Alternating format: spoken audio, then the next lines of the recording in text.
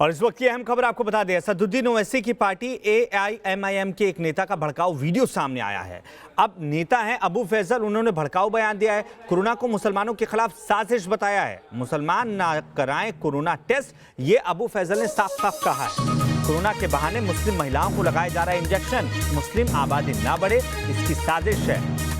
मुसलमान किसी तरह का इंजेक्शन ना ले, ये अबू फैजल ने कहा है। अगर कोई इंजेक्शन लगाए तो उसका हाथ मोड़ दें, अगर कोई हिंदू इंजेक्शन लगाए तो उससे ही आधा इंजेक्शन दे दो।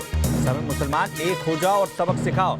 अब सवाल ये उठता है कि जिस तरीके से हिंदुस्तान लगातार इस महामारी से लड़ने की कोशिश कर रहा है, वहीं दूसरी ओर ऐसे चंद लोग हैं जैसे अबू फैजल, जफरुल, जो कि दिल्ली अल्पसंख्यक आयोग के अध्यक्ष थे, जो लगातार न सिर्फ लोगों को भड़काने की कोशिश कर रहे हैं, बल्कि हिंदुस्तान की साख पर बट्टा लगाने का कोई भी मौका ये अपने हाथ से जाने नहीं देना चाहते हैं। कोरोना वायरस का जो बहाना लेके जो गेम करे हैं ये लोग, और जो गेम कर रहे हैं गवे गांव जहां पे मुसलमानों की अक्सरियत कम है, जो लोग ये जो हरकतें जो कर रहे हैं उसका सारे पर्दे फाश करूंगा और आप लोगों को सावधान करूंगा। आज की तारीख के बाद कोई इंजेक्शन नहीं लेना, बताऊंगा आगे चल के, जरा दबा के शेयर कर लो।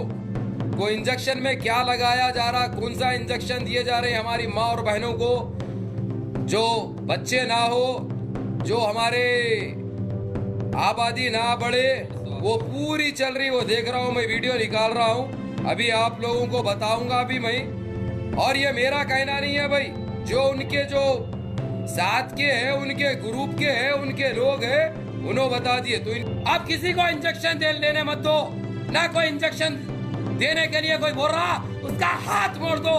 वो इंजेक्शन पहले उसको लियो बोलो।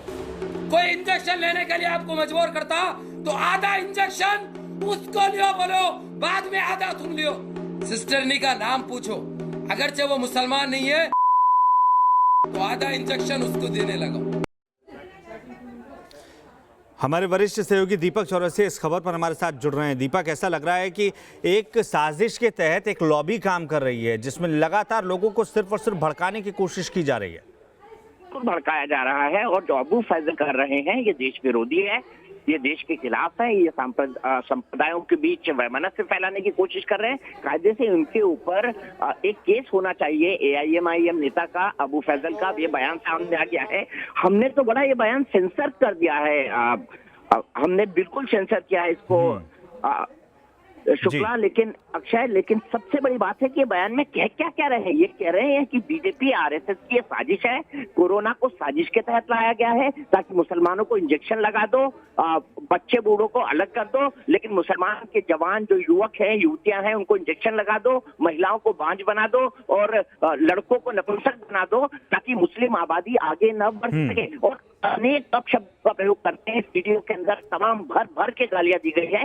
इनकी मानसिकता क्या है, कैसे ये AIMIM के नेता हैं, जबकि असदुद्दीन ओवैसी वो नेता है जो कहते हैं कि मैं भारत के संविधान की कसम खाता हूँ, मेंबर ऑफ पार्लियामेंट है वो। और अगर उनकी पार्टी का नेता ऐसा जहरीला बयान देता है तो तेलंगाना सरकार को भी और AIMIM नेता असदुद्दीन ओवैसी को भी उन पर कार्रवाई करनी चाहिए। जब मौलाना साहब का मसला आया तब असदुद्दीन ओवैसी से कहा गया कि आप मौलाना साहब को क्रिटिसाइज करिए, कहिए कि तबलीग की जमात ने गलत काम किया है। तो उन्होंने कहा कि अगर कोई हिंदू करता तो भी मुझसे कहने को कहा जाता, और ये कहते हुए उन्होंने मौलाना साहब के बारे में टिप्पणी करने से मना कर दिया। अब उनकी पार्टी के नेता ही ये बात कह रहे हैं, उनकी पार्टी का एक गला बराबर ये बात कह रहा है कि मौलाना साहब विक्टिम है। और अब समझ आता है कि अबू फैजल जिस तरीके की बात कर रहे हैं, जिस तरह के शब्दों का इस्तेमाल कर रहे हैं, जिस तरह का लैंग्वेज का इस्तेमाल कर रहे हैं, जिस तरह दो समुदायों को भड़का रहे हैं, जिस तरह मुसलमानों को भड़का रहे हैं, वो भी अपने आप में कई सारे सवाल खड़ा करता है। आखिर क्यों ऐसा होता है, अपने आप को सेक्युलर कहने वाली पार्टियों के नेता हिंदू और मुसलमान का वायरस बोने लगे हैं,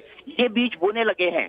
यहाँ पर सवाल इसका नहीं है कि किसकी यहाँ पर इन्होंने इस तरह की भाषा का इस्तेमाल क्यों किया। सवाल ये भी है कि जब हमने मध्य प्रदेश के मुख्यमंत्री शिवराज सिंह चौहान से बात की थी तो उन्होंने बताया था कि इंदौर में टाटपट्टी बाकर इलाके में, जहाँ पर मुस्लिम बहुल इलाका है, वहाँ पर जब डॉक्टरों को मारा गया, जिसमें से एक डॉक्टर जाहिरा नाम की खुद मुसलमान थी, वहाँ पर पहले बकायदा इसी तरह के वीडियो, अबू फैजल जिस तरह की बात करें उसी तरह के वीडियो अफवाह फैलाई गई। और अफवाह फैलाने के बाद ये माहौल बनाया गया कि पुलिस वालों पर पत्थर बरसे। तो ये एक तबका है जिनको भड़का रहा है, चाहे वो मौलाना साद हो, चाहे वो अबू फैजल हो, या इसी तरह की मानसिकता के दूसरे लोग हो। जबकि आप देख रहे हैं मुसलमानों की बड़ी संख्या न केवल सरकार को कोऑपरेट कर रही है, बल्कि बकायदा चाहे जामा मस्जिद हो, चाहे देवबंद हो, जितने भी बड़े बड़े फिरके हैं, सबने अपनी तरफ से आके कहा है कि रमजान का पाक महीना है, लेकिन फिर भी मस्जिद में नमाज ना पढ़े। और एक तरफ आप अबू फैजल की सोच देख सकते हैं।